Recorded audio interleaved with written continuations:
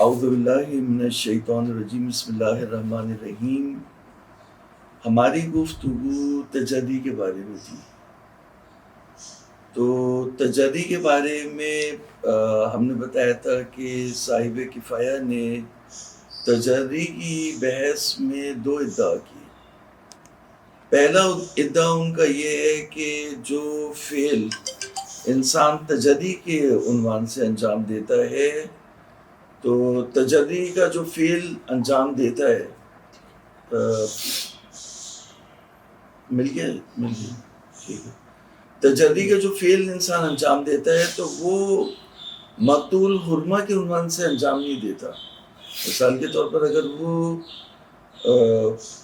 پانی کو پیلا شراب سمجھ کے، تجلی جو کر رہا ہے پانی پیلا شراب سمجھ کے، تو وہ شراب سمجھ کے پی رہا ہے نا، مقتول حرمہ یا مقتول شراب، مقتول خمریہ کے عنوان سے نہیں پی رہا۔ تو کیونکہ یہ عنوان جو ہے وہ اس سے غفلت کی جاتی ہے، مقبولون ہے، اور قد جو ہے وہ آئینہ بن جاتا ہے۔ تو اگر یہ مقتول خمریہ کے عنوان سے پیتا تو پھر جو ہے وہ اختیاری ہوتا، پھر اس کے اوپر حرمت آتی۔ لیکن آخر یہ کہہ رہے ہیں کہ جو فعل انسان انجام دیتا ہے وہ کیونکہ مقتول حرمہ یا مقتول صفت یا مقتول خمریہ کے عنوان سے انجام نہیں دیتا، تو یہ فعل جو ہے وہ غیر اختیاری ہے۔ یہ پہلا ان کا ادعا ہے۔ یہ کل کے درس کو جو ہے نا ہم تھوڑا سا تکرار کر رہے ہیں تاکہ کنیکشن بن جائے آگے کے لیے۔ اور دوسرا ان کا ادعا یہ تھا کہ استحقاق فعل پہ نہیں ہوگا بلکہ عزم پہ ہوگا، عزم اور ارادے پہ ہوگا۔ استحقاق عذاب کا ملاک عزم ہے، یعنی تمرد اور عصیان کا جو اس نے عزم کیا ہے، ارادہ کیا ہے، اس کے اوپر اسے سزا ملے گی۔ اور انہوں نے کہا تھا کہ یہ عزم جو ہے وہ غیر اختیاری ہے۔ عزم جو ہے وہ کہاں سے نکلتا ہے؟ انہوں نے کہا پھر وہ شوق شدید سے نکلتا ہے، ہیجان پیدا ہوتا ہے، تو اس کی جو ذات کے اندر جو کمیاں اور نقصانات ہیں ان کی وجہ سے وہ یہ کام انجام دیتا ہے۔ تو اسے ذات کی طرف پلٹایا خود خراسانی نے، تو کہا کہ عزم اس سے کہا کہ عذاب کا ملاک جو ہے وہ عزم ہے اور تمرد اور عصیان کے اوپر، اور یہ عزم جو ہے وہ غیر اختیاری ہے کیونکہ یہ شقاوت ذاتی کے اوپر منتہی ہوتا ہے، اور شقاوت ذاتی جو ہے ذاتی الشیء لا یعلل، اس کے لیے کوئی دلیل نہیں چاہیے ہوتی کہ اس نے یہ کام کیوں انجام دیا۔ جیسے انہوں نے مثال دی تھی کہ عاصی سے یہ پوچھیں کہ تم نے یہ کام کیوں انجام دیا، کافر سے پوچھیں کہ تم نے کفر کیوں اختیار کیا، مطیع اور فرما بردار سے پوچھیں کہ تم نے یہ اطاعت کیوں کی، تو یہ جواب دے گا کہ یہ ہمارا ذاتی ہے، اور ذاتی الشیء لا یعلل۔ تو انہوں نے یہ کہا تھا، شیخ مروش نے دونوں آخوند کے جو ادعا ہیں ان کا جواب دیا اور کہا کہ دونوں صحیح نہیں ہیں۔ اور آخوند خراسانی، ادھر توجہ کریں، آخوند خراسانی نے بعد میں یعنی تأثر کا اظہار کیا ہے انہوں نے کہ میں نے یہ نظریے انتخاب کیوں، کیونکہ یہ نظریے جبر کی طرف پلٹتے ہیں کہ یعنی انسان مجبور ہے، جو وہ کر رہا ہے وہ اس کا اپنا ذاتی ہے، بس اس کی ذات سے نکل رہا ہے، وہ اس کے اوپر کوئی اختیار نہیں رکھتا فعل اور ترک کے اوپر۔ تو کہہ رہے ہیں کہ پہلا جو دعویٰ تھا کہ فعل تجری غیر اختیاری ہے کیونکہ اس نے عنوان مقتول حرمہ کے عنوان سے اس فعل کو انجام نہیں دیا، تو آپ یہ کہتے ہیں جس چیز کے بارے میں انسان کو یقین ہوتا ہے اس میں اولاً و بالذات جو ہے وہ یقین ہوتا ہے، قطع ہوتا ہے اس کا، پھر قطع کے حوالے سے جو قطع کا متعلق ہوتا ہے وہ آتا ہے آگے۔ تو کہہ رہے ہیں کہ قطع بھی یہاں مورد التفات ہے، مورد توجہ ہے، لیکن جو وہ توجہ تفصیلی جو ہے وہ مقطوع کی طرف ہو جاتی ہے، اور جیسے مثال کے طور پر اس کا یقین یہ کہہ رہا ہے کہ یہ شراب ہے، تو وہ شراب سمجھ رہا ہے اس کو، تو یقین آئینہ بن جاتا ہے۔ تو یقین کی طرف توجہ ہوتی ہے، غفلت نہیں ہوتی۔ اولاً و بالذات جو یقین کی طرف توجہ ہوتی ہے، پھر اس کے بعد دوسرے مرحلے پر جو ہے وہ یقین کے متعلق کی طرف توجہ ہوتی ہے۔ تو یہاں پر متعلق کی طرف جو توجہ ہے، یقین کی جو طرف جو توجہ ہے، وہ توجہ اجمالی ہے، توجہ تفصیلی نہیں ہے۔ یہ آخوند کا جو ہے وہ شیخ منوش نے جو ہے وہ پہلے جواب یعنی پہلے دعوے کا جواب دیا تھا. دوسرا جو ان کا دعویٰ تھا کہ مناتے اس سے کا کے عقاب، یعنی سزا دینے کا جو معیار ہے وہ عزم ہے، فعل نہیں ہے. تو انہوں نے آخوند کے اس میں یہ کہا تھا، اور جو فاعل کے ارادے سے اور وہ غیر اختیاری ہے، عزم جو ہے وہ غیر اختیاری ہے، یہ انہوں نے کہا تھا. تو اس میں یہ کہہ رہے ہیں کہ انسان جو کام انجام دیتا ہے، فعل، اس کے اوپر اسے سزا ملتی ہے، اور اس فعل کی قیومیت اور اس فعل کو ترک کرنے کا اختیار یہ انسان کے پاس محفوظ ہوتا ہے. یعنی جب کر رہا ہوتا ہے تو وہ فعل قائم ہوتا ہے فاعل کے، تو اس کا مطلب ہے قیومیت رکھتا ہے وہ اس کے اوپر، تو چاہے تو کرے چاہے نہ کرے. تو کہہ رہے ہیں کہ مناتے سے کا کہ عقاب عزم نہیں ہے، خود فعل ہے جو فاعل کے ارادے اور اختیار سے صادر ہوا، کیونکہ اس کے نفس میں قیومیت اور قدرت ہے. قیومیت بھی ہے اور قدرت بھی ہے، فعل یعنی انجام دینے پر بھی اور ترک کرنے پر بھی. تو اس لیے جو ہے وہ یہ ارادہ جو ہے وہ یعنی جبکہ ارادہ کیا ہے؟ افعال نفس میں سے. ارادہ جو ہے وہ عزم جو ہے وہ ارادہ نفس میں سے ہے، یعنی وہ کوئی فعل نہیں ہے. تو عزم جو ہے وہ صفت نفسانی ہے، ٹھیک ہے.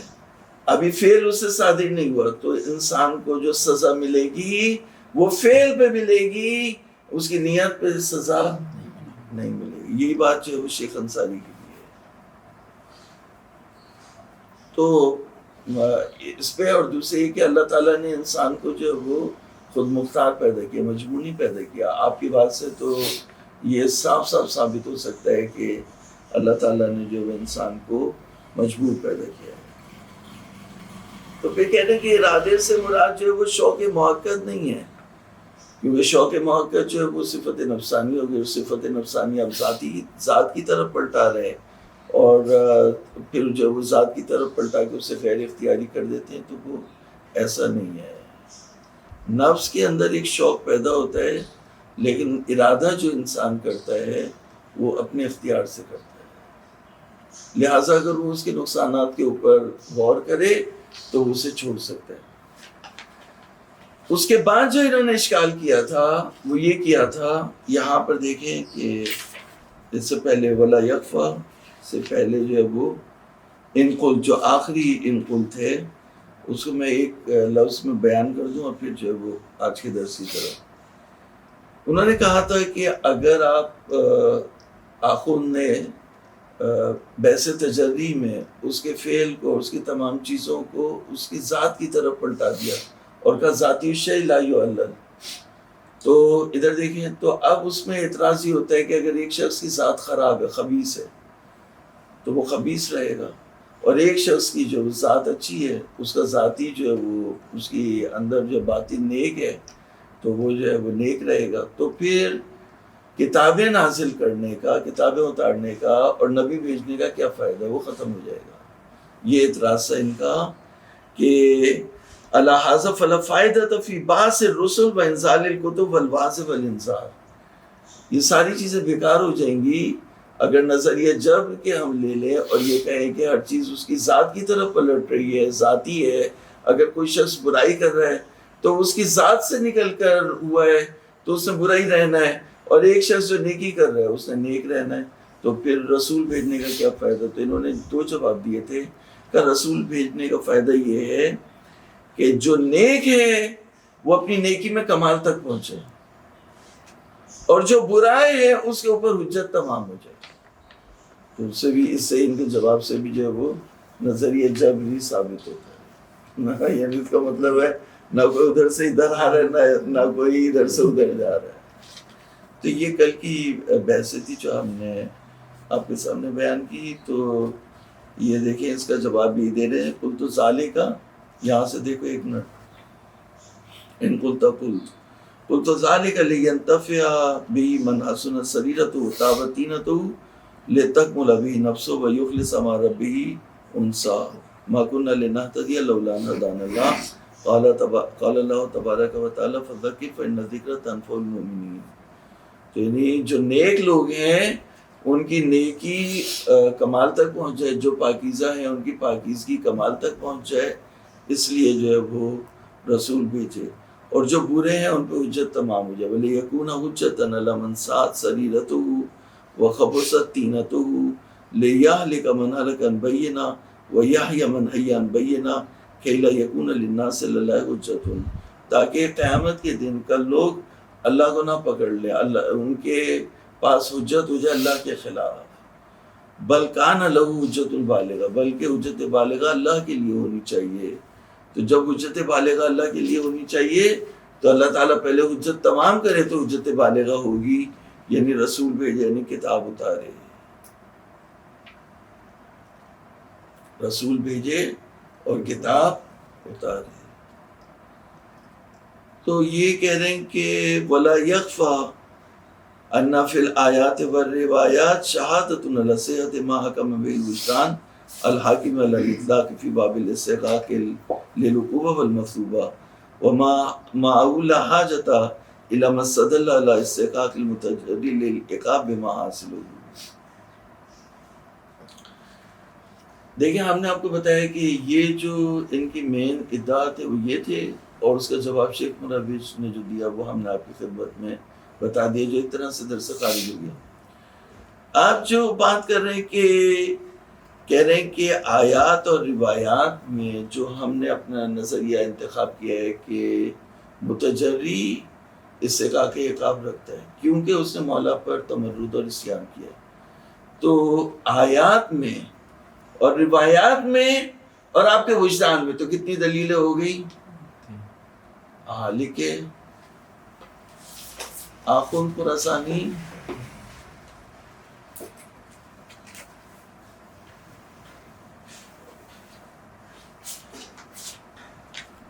آخون خراسانی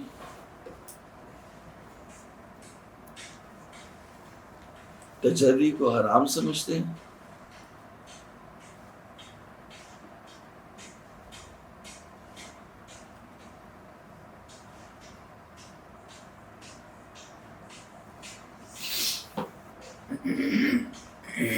تجری کو حرام سمجھتے ہیں 3 دلیلوں کی بنیاد پر.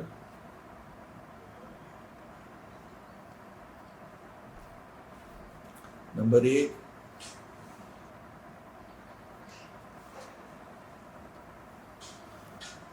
آیات، نمبر 2 روایات، نمبر 3 وجدان. وجدان یعنی ضمیر. یعنی آپ اپنے ضمیر کی طرف جائیں گے تو آپ کہیں گے یار اسے سزا ہونی چاہیے، بہت برا کیا اس کو نہیں چھوڑنا. وجدان انسان کا یہ کہہ رہا ہوتا ہے. یہ 3 وجدان 3 دلیل ہو گئی نا، انسان کا ضمیر، آیات، روایات. ایک دلیل جو ہے وہ شیخ یہ صرف اب تجری کی بحث میں صرف ایک دلیل رہے گی اور ایک مطلب وہ آج ہم پڑھیں گے اور یہ تجری کی بحث جو ہے وہ مکمل ہو جائے گی. تو وہ کیا ہے؟ دلیل یہ ہے کہ ایک دلیل ہے جو محقق سبزواری نے دی ہے، تو اس دلیل کے بارے میں ہمیں بات کرنی ہے کہ انہوں نے کیا دلیل دی ہے. تو اس دلیل کو جو ہے وہ میں آپ کے سامنے بیان کرتا ہوں.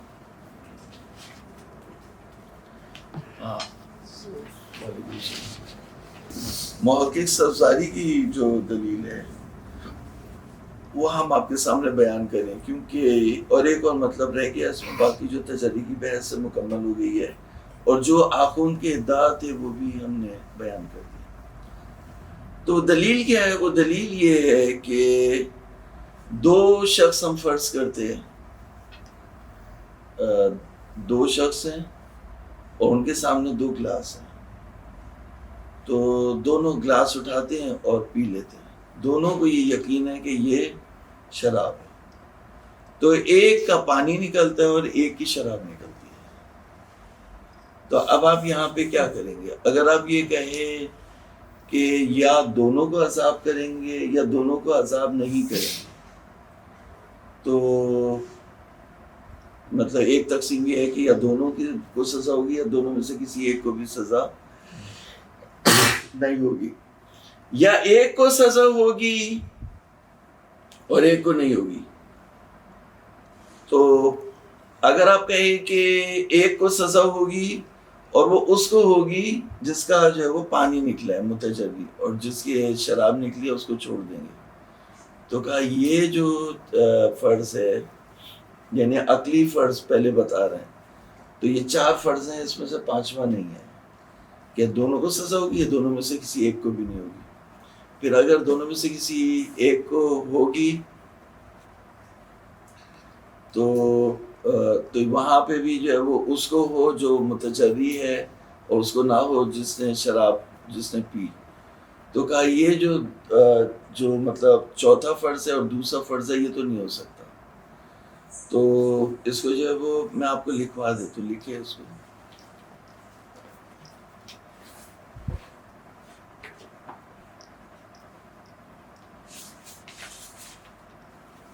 محقق سرسواری کی دلیل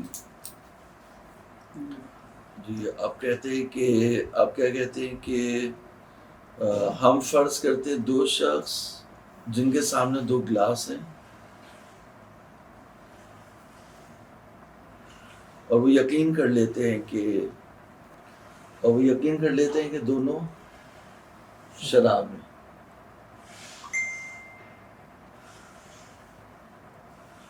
اور اسے پیتے ہیں، اور ان میں سے ایک کی شراب نکلتی ہے اور دوسرے کی نہیں نکلتی، ایک کی شراب نکلتی ہے دوسرے کی نہیں نکلتی۔ تو یہاں پر آپ یہ کہہ سکتے ہیں کہ یا دونوں کو سزا ملے گی یا دونوں میں سے کسی ایک کو نہیں ملے گی، یا دونوں کو سزا ملے گی،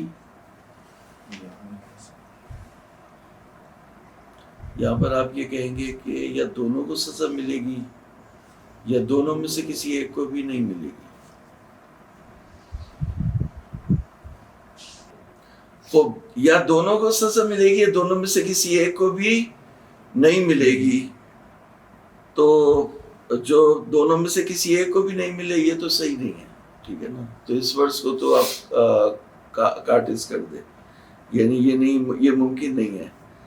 اب دونوں میں سے کسی ایک کو سزا ملے یا دونوں کو سزا ملے، تو دونوں کو سزا نہیں ملے، دونوں میں سے کسی ایک کو سزا ملے گی، تو دونوں میں سے کسی ایک میں وہ جس کا یقین مطابق واقع ہوا ہے، اور ایک وہ ہے جس کا یقین جو ہے مخالف واقع ہوا ہے، تو جس کا یقین مخالف واقع ہوا ہے اس کو سزا ملے، اور جس کا یقین مطابق واقع ہوا ہے اس کو سزا نہ ملے، یہ بھی نہیں ہو سکتا۔ تو پھر کیا رہ گیا؟ پھر جو وہ کہہ رہے ہیں کہ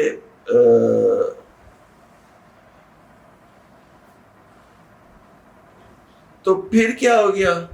یعنی جس کا یقین جو ہے وہ اگر آپ کہیں کہ دونوں میں سے کسی کو سزا نہیں ملے گی تو یہ بھی صحیح نہیں ہے، ٹھیک ہے، دونوں میں سے کسی ایک کو سزا نہیں ملے گی یہ صحیح نہیں ہے۔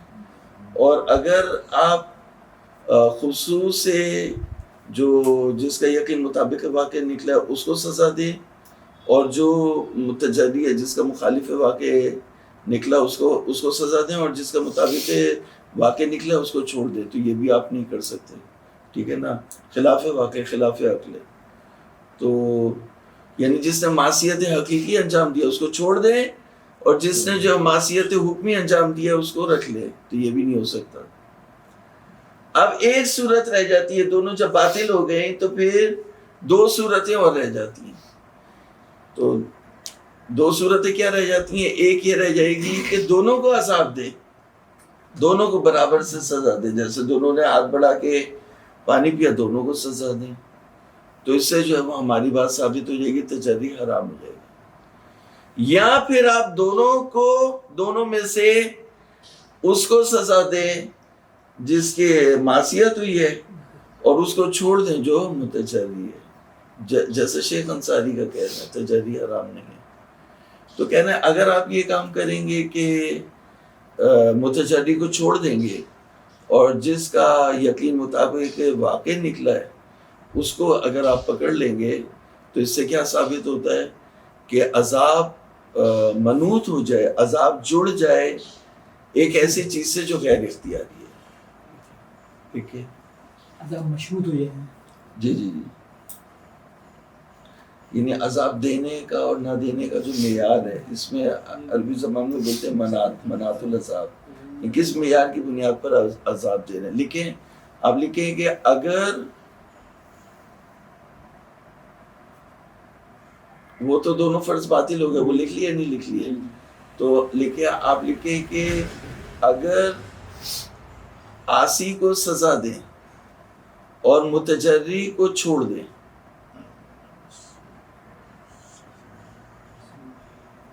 اور متجری کو چھوڑ دیں، انہوں نے اعتراض اس پہ کیا، اگر عاصی کو سزا دیں اور متجری کو چھوڑ دیں تو عذاب جڑ جائے گا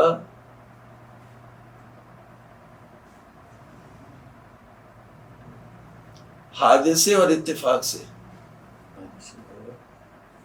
حادثے اور اتفاق سے، یعنی غیر اختیاری چیز سے. تو آپ غیر اختیاری چیز سے نہیں چھوڑ سکتے، یعنی تو یہ تیسرا فرض بھی باطل ہو گیا. تو پھر کون سا فرض رہ گیا کہ دونوں کو سزا دے. تو اس سے جو ہے وہ تجری، جو ہے وہ تجری کی حرمت جو ہے وہ ثابت ہو گئی. اس سے کہا کہ عذاب جو ہے وہ تجری میں ثابت ہو گیا، اور ہم یہی ثابت کرنا چاہتے تھے. کیونکہ انہوں نے کیا کہا، انہوں نے 4 فرض کیے کہ بھئی 2 شخص ہیں، ان کے سامنے جو ہے وہ گلاس ہے، دونوں کے سامنے ایک ایک گلاس ہے، اور دونوں کو یقین ہے کہ یہ شراب ہے، تو اس میں دونوں ہاتھ اٹھا کے اس کو پی لیتے ہیں. اس میں سے ایک کی شراب نکلتی ہے، ایک کا پانی نکلتا ہے. تو اب آپ کے پاس یہ صورت ہے کہ یا آپ دونوں کو سزا دیں، دونوں کو چھوڑ دیں. تو دونوں کو چھوڑ تو نہیں سکتے، سزا تو دینی ہے، شراب پیے ایک نے. تو اب آپ جو ہے وہ کہتے ہیں کہ ٹھیک ہے. اب اس میں بھی پھر یہ آتا ہے کہ یا دونوں کو سزا دیں یا دونوں میں سے ایک کو سزا دیں. تو دونوں میں سے ایک کو سزا دے تو ایک وہ کون سا ہوگا؟ ایک وہ جو متجری ہے اس کو سزا دیں، اور جو معصیت کار ہے اس کو چھوڑ دیں. یہ بھی نہیں ہو سکتا، یہ بھی عقل کے خلاف ہے کہ جس نے شراب پی ہے اس کو آپ چھوڑ دیں، اور جس کا پانی نکلا ہے اس کو آپ پکڑ لیں. یہ تو خلاف عقل ہے. تو پھر کیا ہوگا؟ پھر یہ کرتے ہیں ہم کہ جس کی شراب نکلی ہے اس کو سزا دیتے ہیں، اور جو متجری ہے اسے چھوڑ دیتے ہیں. تو کہا اس میں یہ اشکال آئے گا کہ یہ تو حادثتاً ہوا، اتفاقاً. یہ تو نہ اسے پتا تھا کہ کس کا پانی نکلے گا، نہ اسے پتا تھا کس کی شراب نکلے گی. تو نہ شراب پینے والے کو یہ پتا کہ میری شراب نکلے گی، نہ پانی پینے والے کو یہ پتا تھا. یہ اس کے اختیار سے اور اس کے رینج سے باہر کی بات ہے. تو عذاب کا کرنا یا نہ کرنا جڑ جائے گا ایک ایسے کام سے جو اتفاقی ہو، جس میں اس کو پتہ ہی نہیں ہو کہ یہ پانی نکلے گا یا شراب نکلے گی. لہٰذا جو ہے وہ اس پہ سزا دینا ایک امر غیر اختیاری پہ سزا دینا ہے، اور امر غیر اختیاری پہ سزا نہیں ہوتی، سزا ہوتی ہے امر اختیاری پہ. تو یہ آپ کا کہنا کہ تجری کو متجری کو چھوڑ دو اور عاصی کو چھوڑ دو، عاصی کو پکڑ لو، یہ فرض بھی باطل ہو گیا. تو پھر ایک فرض رہ گیا کہ دونوں کو سزا دینی ہے، اور اس سے تجری کی حرمت ثابت ہو گئی. یہ بیان ہے کس کا؟ جو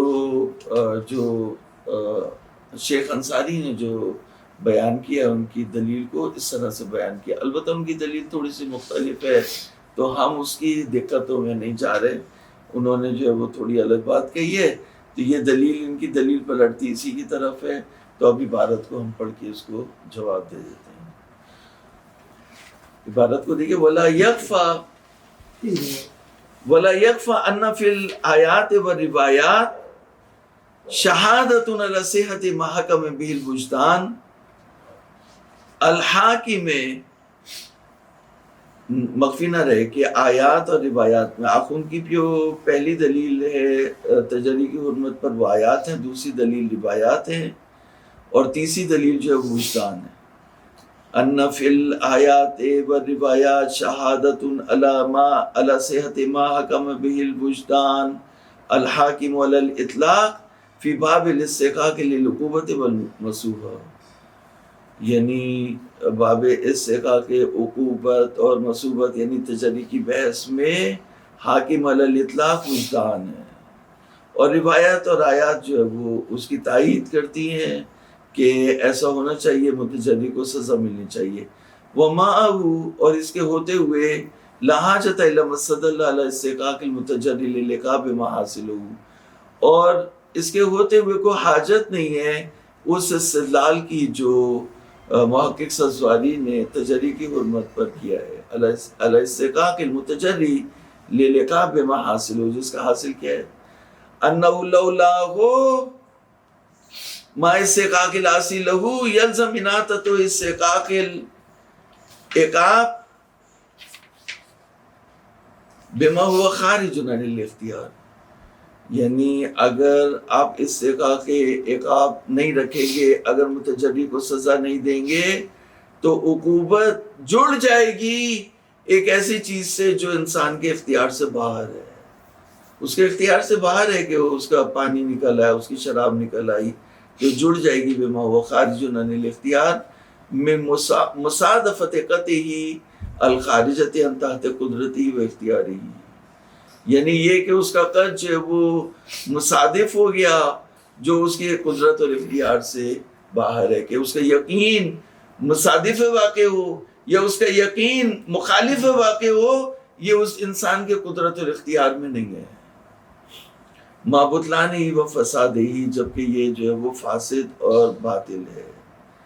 اس للخصم ان یقول، اس لیے کہ خصم یہ کہہ سکتا ہے بین استحقاق العاصی دونہ انما ہوا لتحقق سبب الاستحقاق فیہ وهو مخالفته عن عمد و اختیار وعدم التحقق فیہ لعدم مخالفته اصلا ولو بالاختیار بل عدم صدور فعل منه فی بعض افرادہ بالاختیار کما فی التجری بارتکاب ما قطعه انه من مصادیق الحرام کما اذا قطع مثلا بان معین خمر مع انه لم يكن بالخمر فيحتاج الى اثبات ان المخالفة الاعتقادیہ سبب كالواقعیت الاختیاریہ۔ یہ آپ ان کا جواب لکھے، اس میں جو ہم اس کے قائل ہو کہ جس کا یقین مطابق واقع نکلا ہے اس کو سزا دے، یعنی عاصی کو سزا دے، متجری کو نہ دے، اس لیے کہ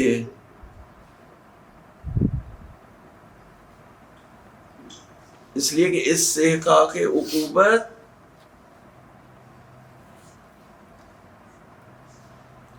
استحقاق عقوبت کا سبب، اس لیے کہ استحقاق عقوبت کا سبب دو چیزیں ہیں، استحقاق عقوبت کا سبب دو چیزیں ہیں،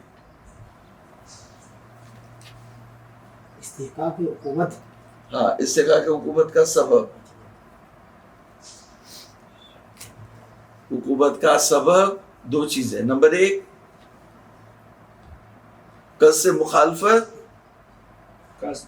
قصد مخالفت، قصد مخالفت عن علم و عمد،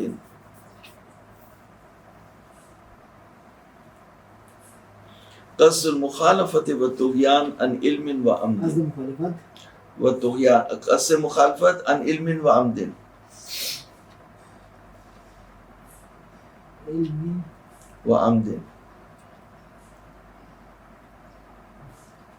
دوسرا اسی کے نیچے لکھیے گا جہاں نمبر ایک لکھے، ہاں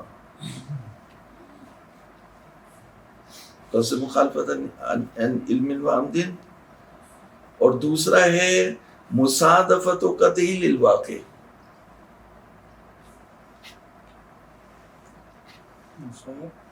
مصادفت و قطعی للواقع، یعنی اس کا یقین مطابق واقع ہو، مصادفت و قطعی للواقع، اس کا یقین مطابق واقع ہو، دوسرا سبب لکھ لیں، اردو میں لکھ لیں، صحیح واضح ہو جائے گا، اس کا یقین مطابق واقع ہو،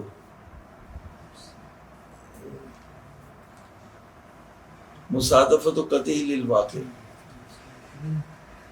مطابق واقع ہو، اس کا یقین مطابق واقع ہو. تو آپ جو ہے وہ یہ کہہ رہے ہیں کہ یہاں پہ کیا بات سامنے آئی؟ یہ سامنے آئی کہ ہم نے اس صورت کو لے لیا کہ جو عاصی ہے اس کو سزا دیں گے اور جو متجری ہے اس کو چھوڑ دیں گے، جانے دیں گے. کیوں؟ اس لیے کہ اس سے کہا کہ حکومت کے دو سبب ہیں. نمبر ایک کہ قصد مخالفت و طغیان عن علم و عمد. نمبر دو مصادفت و قطعی للواقع، اس کا یقین مطابق واقع ہو. تو اس میں کہہ رہے ہیں کہ ہاں آپ اس کے بعد لکھیے کہ پہلا مقدمہ اختیاری ہے اور دوسرا مقدمہ غیر اختیاری ہے. پہلا مقدمہ اختیاری ہے اور دوسرا مقدمہ غیر اختیاری ہے.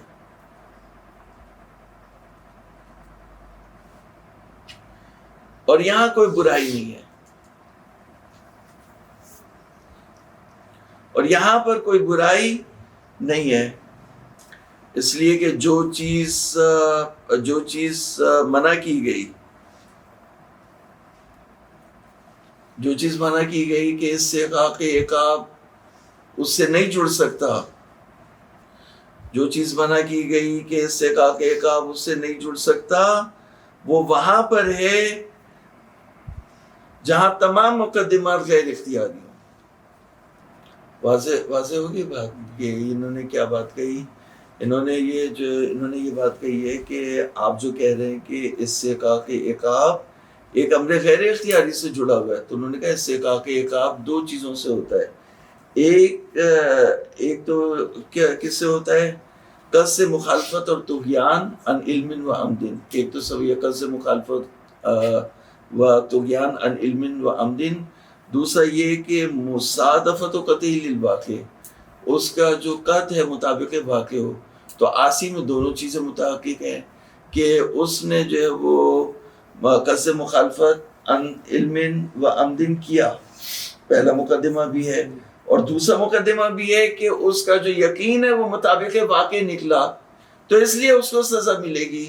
لیکن اس میں جو دوسرا مقدمہ وہ اس کا نہیں ہوا، کیونکہ اس کا یقین مطابق واقع نہیں ہوا، اور یہ چیز جو ہے وہ غیر اختیاری ہے. تو یہ دوسرا مقدمہ غیر اختیاری ہے، پہلا مقدمہ تو غیر اختیاری نہیں ہے، پہلا تو اختیاری ہے. تو اس لیے اس کو سزا یعنی ملے گی. یعنی اگر سزا نہ ملے، مثلا نہ ملے، تو اس میں کوئی ایسی بات نہیں ہے کہ آپ نے کہا کہ ملنے اور نہ ملنے کا اختیار جو ہے وہ غیر اختیاری چیز کے اوپر چلا گیا. یعنی اس سے کہا کہ عقاب کو آپ نے جوڑ دیا ایک امر غیر اختیاری سے. کہا یہ وہاں پر آپ کی بات صحیح ہے کہ اس سے کہا کہ عقاب امر غیر اختیاری سے نہیں جڑ سکتا جہاں پر پورا کا پورا غیر اختیاری ہو، لیکن جہاں پر آدھا غیر اختیاری ہو، ایک مقدمہ اس کا اختیاری ہو، دوسرا غیر اختیاری ہو، وہاں پہ جڑ سکتا ہے. یہ انہوں نے جواب دیا. اس لیے الخصم یقول بأن استحقاق العاصی دون المتجری انما هو للتحقق سبب الاستحقاق فیہ.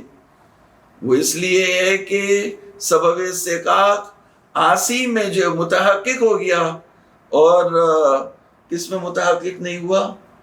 متجری میں متحقق نہیں ہوا. وہ مخالفت ہوا عن عمد و اختیار، یعنی عاصی نے مخالفت کی عن عمد و اختیار، وعدم تحقق المخالفت فی المتجری لعدم مخالفت ہی، یعنی سبب عدم تحقق سبب الاستحقاق، تحقق ہی یعنی عدم تحقق سبب استحقاق فی المتجری لعدم مخالفت ہی اصلا ولو بلا اختیار، اگرچہ یہ اس کے اختیار سے باہر ہے، بل عدم صدور فعل منہ فی بعض افرادہ بالاختیار، بلکہ بعض صورتوں میں اختیار کی صورت میں بھی اس سے کوئی فعل انجام نہیں پایا. جیسے اس نے یعنی فائر کیا اور فائر نہیں لگا. کما فی التجری بارتکاب ما قطعوا ان من مصادیق الحرام کما اذا قطع مثلا بان معین خمر مع انه لم يكن بالخمر. تو اب یہاں پہ اس سے کوئی فعل صادر ہی نہیں ہوا، پانی پیا، ایک گلاس پانی پیا ہے، اگرچہ یہ اس کے اختیار کے بغیر ہوا، یعنی اس کا یقین مطابق واقع نہیں نکلا، تو لیکن یہ کہ فعل تو اس سے کچھ ثابت نہیں ہوا، تو حرمت کہاں سے لائے؟ عمل تو کچھ نہیں ہوا. تو اب حرمت کے لیے صرف ایک چیز رہ جاتی ہے اور وہ عقیدہ, کہ یہ عقیدہ رکھ رہا تھا کہ یہ شراب ہے, اس نے شراب کے عقیدے سے شراب سمجھ کے اس کو پیا ہے. تو اگر یعنی جو کیا کہتے ہیں مخالفت اعتقادی, اگر مخالفت اعتقادی حرام ہے تو تجری حرام ہو جائے گا. اگر مخالفت اعتقادی حرام نہیں ہے تو عملاً تو اس سے کوئی چیز صادر نہیں ہوئی, اس نے پانی پیا ہے. فَيَحْتَاجُ إِلَىٰ إِثْبَاتِ أَنَّ الْمُخَالَفَةَ الْاعْتِقَادِيَّةَ سَبَبٌ كَالْوَاقِعِيَّةِ الِاخْتِيَارِيَّةِ كَمَا عَرِفْتَ بِمَا لَا مَزِيدَ عَلَيْهِ. تو آپ مخالفت التزامی لکھیں, آپ ایک سے لفظ لکھ لیں کہ ایسے میں تجری کی حرمت کو ثابت کرنے کے لیے, ایسے میں تجری کی حرمت کو ثابت کرنے کے لیے مخالفت التزامی کی حرمت کو ثابت کرنا پڑے گا. مخالفت التزامی کی یعنی عقیدے میں جو مخالفت ہے, وہ عقیدہ رکھ رہا تھا کہ شراب ہے. مخالفت التزامی کی حرمت کو ثابت کرنا پڑے گا اور وہ اول کلام ہے. اچھا, اب ایک ویسے تو یعنی کوٹا تو ہو گیا تھا, لیکن وہ ایک پیراگراف ہے, ایک بات ہے اس میں سائے فصول کی, وہ کر لے تو متجری کی یہ بحث جو مکمل ہو جائے گی. وہ کیا ہے؟ وہ یہ ہے کہ صاحب فصول یہ کہتے ہیں کہ یعنی یہاں پر یہ ہے کہ اس نے حد کے حرمت کی, نافرمانی کی ایک دفعہ مولا کی, پھر اس کے بعد اس نے جو ہے وہ شراب بھی پی لی. تو اگر صرف حد کے حرمت, مولا کی حرمت کو توڑنا, نافرمانی کا قصد کرنا, مخالفت کا, نافرمانی کا, تو وہ حرام ہے. پھر یہ کہ شراب بھی پی لی, تو دو حرام صادر ہوئے نا اس سے, تو اسے دو سزا ملنی چاہیے, جبکہ سزا ملے گی اسے صرف ایک. تو تجری کو آپ کیسے حرام قرار دیں گے؟ اگر آپ کہتے ہیں کہ یعنی تجری کی جو حرمت کا معیار ہے, دکھاؤ مثلا جو ہے وہ تجری کی جو حرمت ہے, تجری کی حرمت دو سبب سے ہے. ایک تو یہ شراب پی اس نے, اور دوسرا اس سے جو ہے وہ مولا کی نافرمانی کی اور مولا کی حد کے حرمت کی. جیسے ایک شخص چوری کے ارادے سے جو ہے وہ کود گیا کسی کے گھر میں, اس نے کچھ بھی نہیں چرایا, تب بھی یہ گناہ گار ہے یا نہیں گناہ گار ہے؟ اس نے حد کی حرمت کی, تو اس نے مولا کی حد کی حرمت کی. تو ایک سبب جو ہے وہ گیا حد کی حرمت ہو گیا, اور ایک سبب جو ہے وہ شراب ہو گیا. تو دو سبب ہو گئے, تو اسے دو سزا ملنی چاہیے. اگر جو تجری کو حرام قرار دیتا ہے, اس کو پھر کہنا چاہیے کہ اسے دو مرتبہ سزا ملے گی, جبکہ سزا صرف ایک ہے. تو پھر اس کو کیسے حل کرے؟ تو صاحب فصول نے اس کی یہ توجہ نکالی کہ یہ دونوں تداخل کر جائیں گے, دونوں سبب جو آپس میں مل جائیں گے, مل کے ایک ہو جائیں گے, تو پھر جو ہے وہ ایک سزا ملے گی. آخوند اس کا جو ہے وہ جواب دینے کہنے میں یہ اس بات کو قبول نہیں کرتا.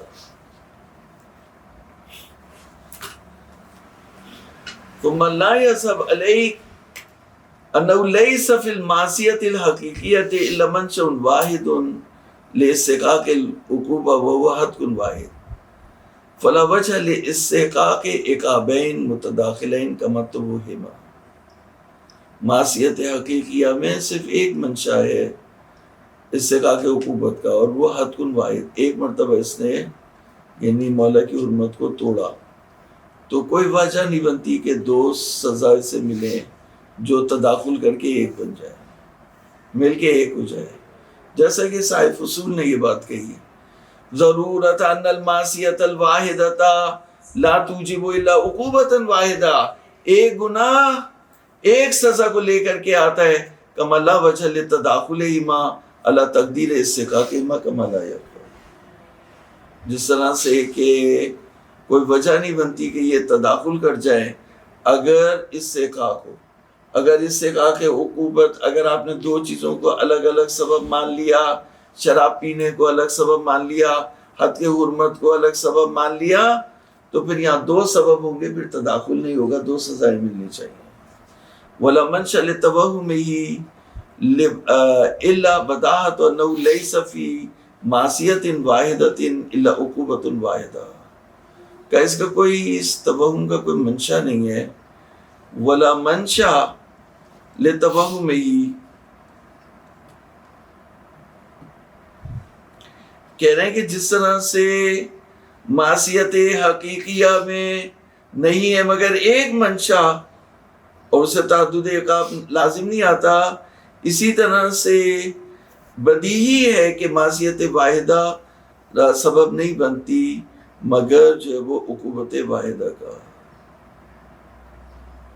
کیا بات کہہ رہے ہیں؟ ایک ہے واضح ہے، ایک ہی مخالفت ہے تو اس کا عذاب بھی ایک ہی ہوگا. ہاں، تو یعنی ایک عذاب ہوگا، اس کو دو طریقوں سے ثابت کر رہے ہیں کہ سبب ایک ہے تو ایک ہوگا، اور دوسری دلیل یہ دے رہے ہیں کہ وضاحت بدیہی ہے کہ سزا جو ہے وہ ایک ہوگی، ضرورت ہے. وَلَا مَنْشَأَ لِتَوَهُّمِهِ إِلَّا بَدَاهَةُ أَنَّهُ لَيْسَ فِي مَعْصِيَةٍ وَاحِدَةٍ إِلَّا عُقُوبَةٌ وَاحِدَةٌ مَعَ الْغَفْلَةِ أَنَّ وَحْدَةَ الْمُسَبَّبِ تَكْشِفُ بِنَحْوِ الْإِنِّ عَنْ وَحْدَةِ السَّبَبِ. یعنی کہہ رہے کہ ہمیں یہ پتہ ہے کہ سزا ایک ہی ملنی ہے، تو جب سزا ایک ملنی ہے، یعنی مسبب ایک ہے، سزا ایک ہے، مسبب یعنی اثر، سزا ایک ہے، تو جب سزا ایک ہے، ہمیں روایات بھی کہہ رہی ہیں، وجدان بھی کہہ رہا ہے، ضرورت بھی کہہ رہی ہے، جب سزا ایک ہے تو اس کا مطلب ہے اس کا سبب بھی کیا ہے، ایک ہوگا. اگر سبب دو ہوتے تو پھر سزائیں بھی دو ہوتی. تو بات تو صحیح کہہ رہے ہیں لیکن تدبیر غلط کر رہے ہیں. یعنی اگر سبب ایک ہوگا تو پھر ان کو کہنا چاہیے کہ تجری حرام نہیں ہے. اگر یہ سبب ایک کے قائل ہے تو پھر جو وہ کہیں تجری حرام نہیں ہے، کیونکہ ان متجری کے لیے بھی انہوں نے ایک سزا بنا دی، اور پھر جس نے شراب پی تو وہ بھی جو وہ دوسرا سبب ہونا چاہیے. اس لحاظ سے ان پر بھی یہ اشکال وارد ہوتا ہے. صلی اللہ علیہ وسلم.